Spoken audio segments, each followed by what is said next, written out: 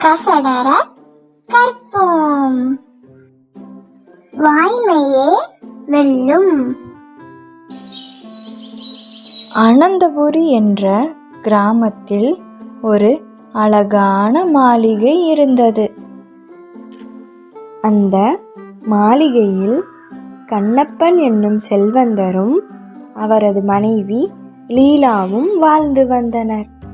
கண்ணப்பன் லீலா தம்பதியருக்கு கணியன், இனியன், அதியன் என்ற 3 மகன்கள் இருந்தனர். ஒரு நாள் கண்ணப்பனும் லீலாவும் தங்களது தோட்டத்தில் அமர்ந்து தேநீர் குடித்து கொண்டிருந்தனர். நம்ம பசங்களோட எதிர்காலம் எப்படி இருக்குன்னு எனக்கு ரொம்ப பயமா இருக்குங்க. நம்ம பசங்க தான் ரொம்ப திறமையானவர்களாச்சே, நீ கவலைப்பட தேவையில்லை லீலா.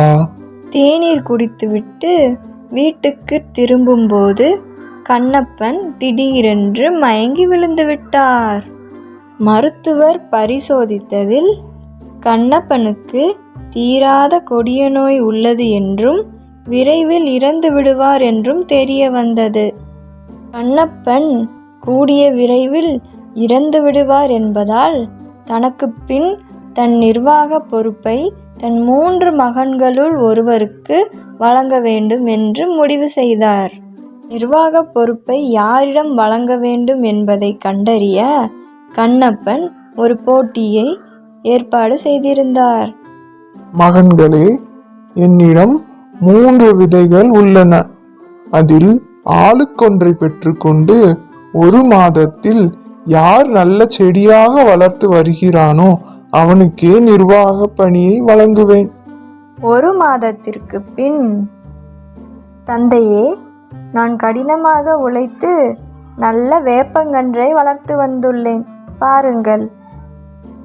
அப்பா, நான் வியர்வை சிந்தி உழைத்து நல்ல ஒரு புளியங்கன்றை வளர்த்து வந்துள்ளேன், இதோ. தந்தையே, நான் எவ்வளவு முயற்சி செய்தும் நீங்கள் கொடுத்த விதையை என்னால் முளைக்க வைக்க முடியவில்லை, என்னை மன்னியுங்கள். போட்டியின் முடிவுக்காக அனைவரும் காத்து கொண்டு இருந்தனர். போட்டியில் யார் வெற்றி பெற்றது? கணியனா அல்லது இனியனா? விரைந்து கூறுங்கள். கணியனும் இல்லை, இனியனும் இல்லை. போட்டியில் வெற்றி பெற்றது அதியன்தான். எப்படி என்று யாரும் குழப்பமடைய வேண்டாம், நான் விளக்குகிறேன்.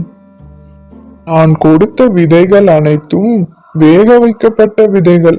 அவை எப்படி முளைக்கும்? கணியனும் இனியனும் போட்டியில் வெல்ல வேண்டும் என்று குறுக்கு வழியை கையாண்டு வேறு வளர்ந்த செடியை கொண்டு வந்து காட்டினர். ஆனால் அதியனோ உண்மையை சொல்லி முளைக்காத விதையை காட்டினான். எனவே வாய்மையால் வென்ற அதியனுக்கே நம் சொத்துகளின் நிர்வாக பொறுப்பை நான் வழங்குகிறேன். மாரல் ஆஃப் த ஸ்டோரி என்னன்னா, அதியனை போல் எப்போதும் உண்மையே நாமும் பேசினால் நிச்சயமாக வாழ்க்கையில் வெற்றி பெறலாம் குட்டீஸ். இந்த வீடியோ உங்களுக்கு பிடிச்சிருந்தா லைக் பண்ணுங்க, ஷேர் பண்ணுங்க.